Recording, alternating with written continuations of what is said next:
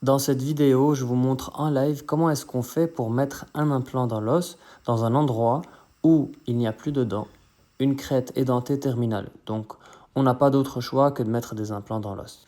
Ici, j'utilise la technique flapless, c'est-à-dire que je ne fais pas de chirurgie, on ne coupe pas la gencive en deux pour la récliner et poser les implants ensuite tout suturés. Donc je fais deux petits trous, ok, qu'on retire, deux petits trous dans la gencive, on retire le capuchon muqueux et ensuite on commence le forage progressif. Donc on va faire tout ça, bien évidemment, sans douleur, le patient ne ressent rien, c'est anesthésié en local, donc le patient n'a aucune douleur, c'est très confortable, il est couché, il regarde la télé. Donc ici, je fais les premiers forages et ensuite je regarde le parallélisme grâce à ces deux pièces fournies par la firme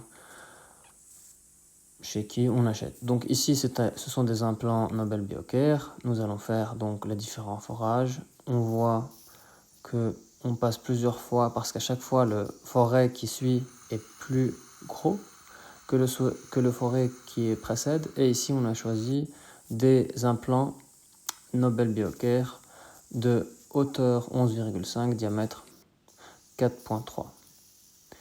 On a posé les implants.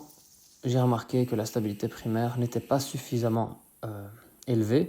Donc, j'ai décidé de mettre plutôt des vis de cicatrisation, de recouvrement, pardon.